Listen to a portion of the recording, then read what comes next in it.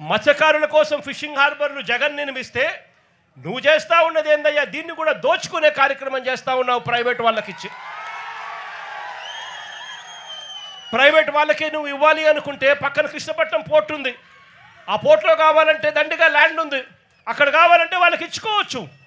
కానీ ఇక్కడ మత్స్యకారులను పొట్టగొట్టడం ఎందుకు చంద్రబాబు అని చెప్పి చంద్రబాబు నాయుడు గారిని అడుగుతా ఉన్నా గట్టిగా.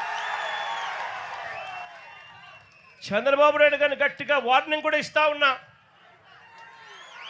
కళ్ళు మూసి తెరిచేసరికే మరో 3 ఏళ్ళు అయిపోతుంది. వచ్చేది వైఎస్ఆర్సీపీ ప్రభుత్వమే. ఈ ప్రైవేట్ డిఫెన్స్ కంపెనీని ఇక్కడి నుంచి షిఫ్ట్ చేస్తారని చెప్పి కూడా చెప్తా ఉన్నాం.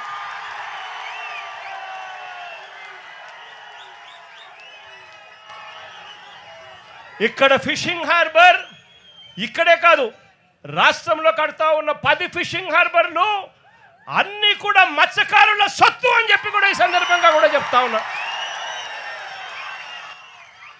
దీన్ని ఎవ్వరూ కూడా వాళ్ళ దగ్గర నుంచి తీసేయలేరు.